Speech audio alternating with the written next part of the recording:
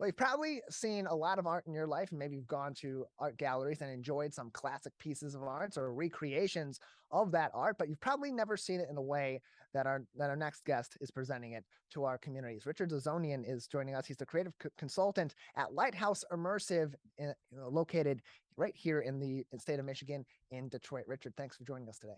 Hey, happy to be here. Appreciate having you on. So first off, tell us about the Lighthouse Immersive experience.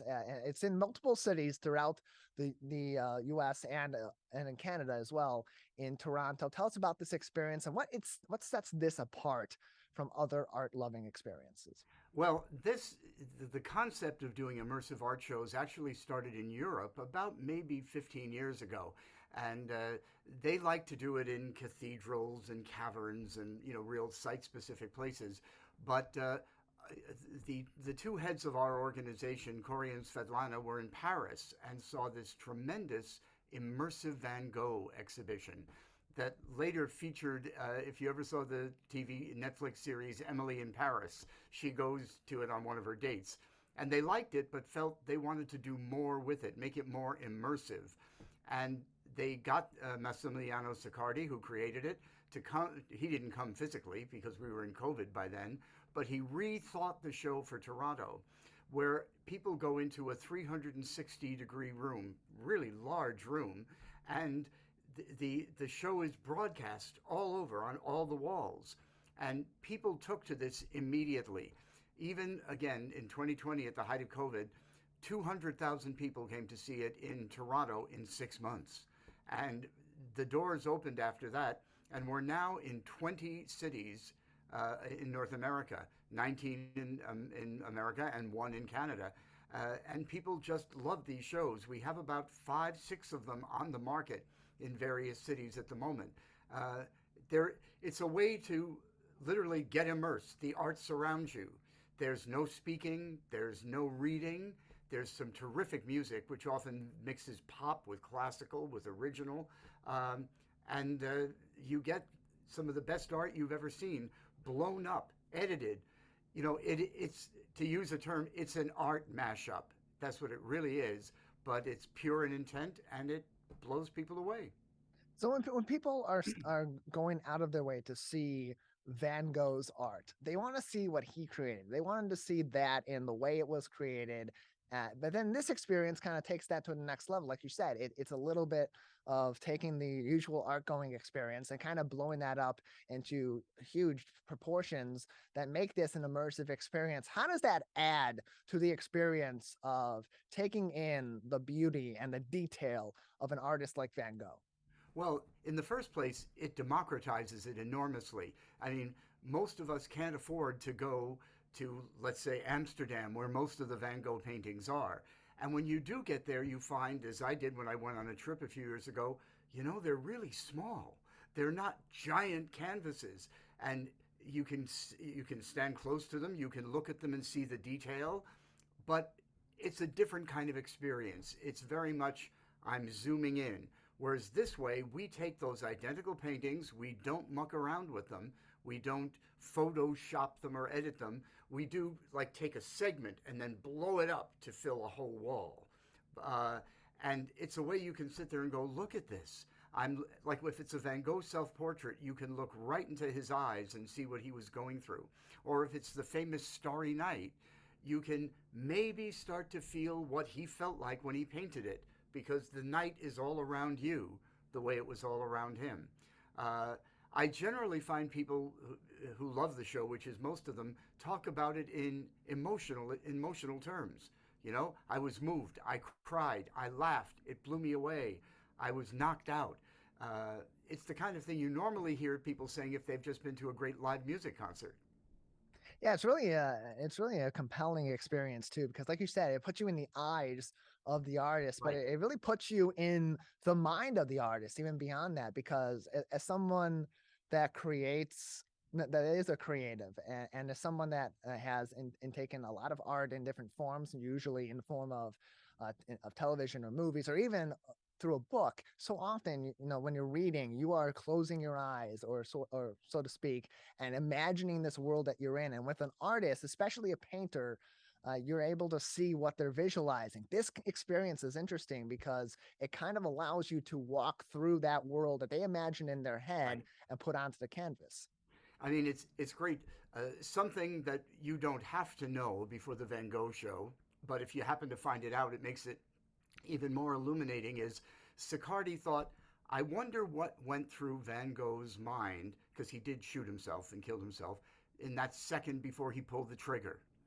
And what he does is, start out with this cacophony of darkness and noise and things, and then takes us into this gorgeous experience of all the bright yellow Van Gogh ever did, a moment of pure joy, and then goes backward through chronologically through a lot of his life. But again, it's not like, there's no little sign saying 1878 or 1876. It just flows with it, and you get to recreate moments, and you go through his journey when he did go into an institution for mental health for a while, when he had severe breakdowns. At the end of his life, Tyler, he painted 70 pictures in 70 days. So obviously, with perspective now, you could say, I think maybe he was in a manic elation and painting in that. But we get to feel at the end of it what he felt like as the paintings keep coming at us, and the color explodes and the music swells. They use a piece by Mussorgsky, Pictures at an Exhibition. And as you hear that music building and you see the color and the lights, you go, wow. And then you realize, of course, how he ended. And it's very moving, but it's also, I keep saying, it's visceral. You're surrounded by things that are like 5 times, 6 times higher than you. We're joined by Richard Ouzonian from the Lighthouse Immersive, joining us on the Megacast. He's the creative consultant for Lighthouse Immersive. You can visit their Detroit website by visiting lighthouseimmersive.com/Detroit. Currently ongoing is the Immersive Van Gogh exhibit, as well as the Immersive Klimt Detroit exhibit. But you have an exciting new show coming up in November. Tell us about that upcoming program. I'm very excited about this because we just have opened it in our first 2 cities, in Denver and Toronto, where I live. It's the first one that isn't an artist. It's Immersive King Tut. Because we're coming up to this November, when it's going to be in Detroit, is the 100th anniversary of the discovery of King Tut's tomb, down to the day, which is very exciting. But what we're doing here is, again, totally different. We're not just taking pictures of all the masks and the coffins and the mummies that you've seen before and broadcasting them.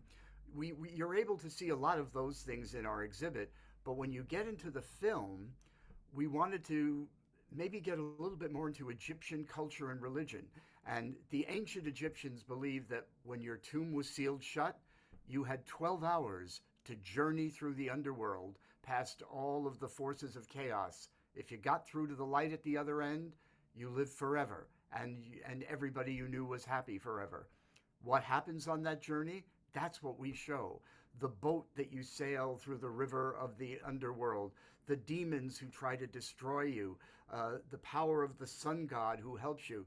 Again, it's like larger than life.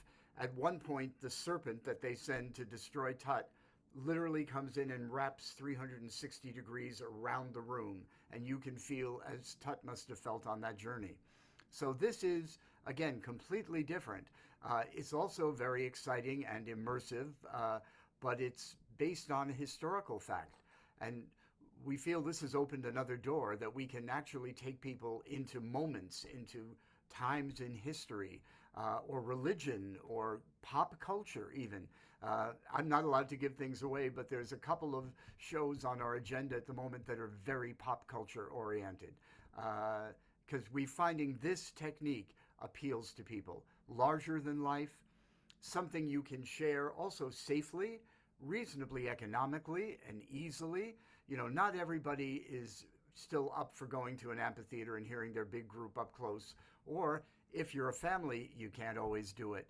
These shows are not geared at kids, but they are youth friendly. So, you can go with the whole family, and we see families going. Spoiler alert, the young people really love the real sand that's on the ground in the King Tut exhibit. They sit there and play with it and think this is great. More information can be found on lighthouseimmersive.com/Detroit, including how you can buy tickets for the Immersive Van Gogh, Immersive Klimt Detroit show, as well as their upcoming Immersive King Tut show here in Detroit. This is in cities all throughout North America, including Boston, Chicago, Denver, right here in Detroit, Phoenix, in Toronto as well, nearby.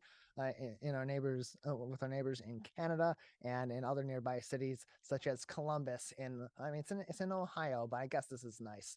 You can do it. You can see it right here in Detroit, in the state of Michigan. We appreciate your time, Richard. Thanks for joining us today. I was happy to be here today. Thanks a lot, Tyler.